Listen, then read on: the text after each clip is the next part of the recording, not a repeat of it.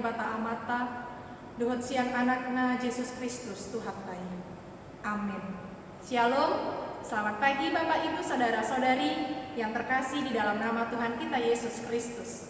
Di pagi ini kita disapa oleh firman Tuhan yang menjadi renungan bagi kita di hari Selasa 25 Oktober 2022. Tuhan menyapa kita melalui pemazmur dari kitab Mazmur 109 ayat 26.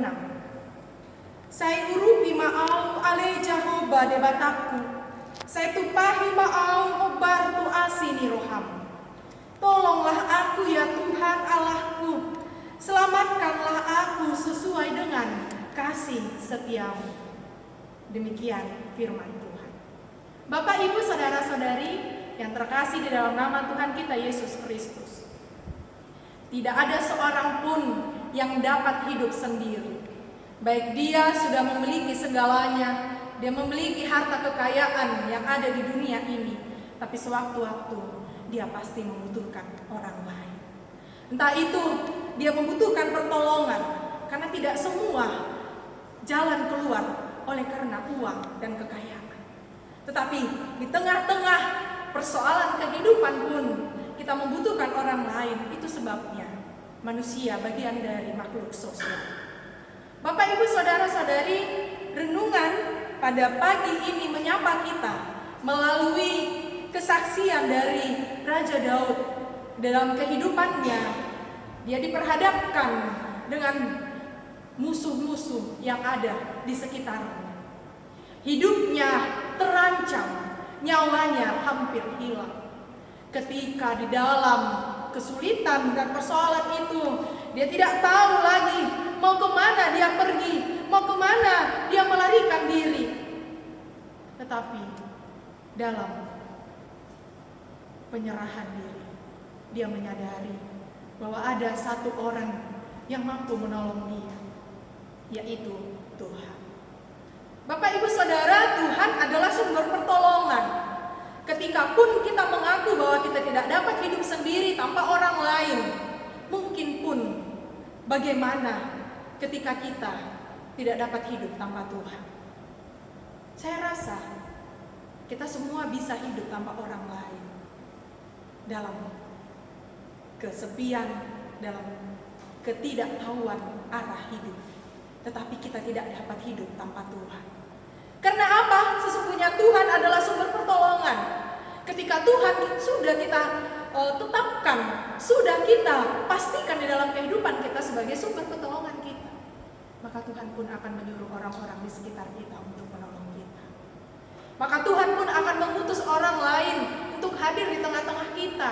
Maka dari itu Bapak Ibu, ketika pun ada hatimu mengaku bahwa engkau bisa hidup tanpa orang lain, sesungguhnya Tuhan pun berada di sekitarmu. Mungkin hidup juga di antara saudara-saudarimu, teman-temanmu, orang lain yang berada di ruang lingkup kehidupanmu. Jadi jangan pernah mencari Tuhan yang tidak terlihat sehingga engkau mengabaikan saudara-saudarimu, orang lain yang ada di sekitarmu. Tapi pertolongan Tuhan datang tepat waktu. Dia datang kapanpun dan dimanapun kehidupan kita. Apapun yang sedang kita rasakan, apapun yang sedang menimpa hidup kita, sebagaimana pemazmur menyuarakan, tolonglah aku ya Tuhan Allahku, selamatkanlah aku sesuai dengan kasih setiamu. Ini adalah ungkapan yang penuh dengan kepedihan, kesedihan, kesepian, dan hampir jatuh dalam keputusasaan. Tetapi Daud menyadari bahwa ada Tuhan sumber pertolongan. Tuhan yang akan menolong hidupnya. Tuhan yang akan memberikan bantuan melalui orang-orang di sekitarnya. Dan hidupnya pun akan diselamatkan. Itu jugalah yang akan kita renungkan di pagi ini Bapak Ibu Saudara.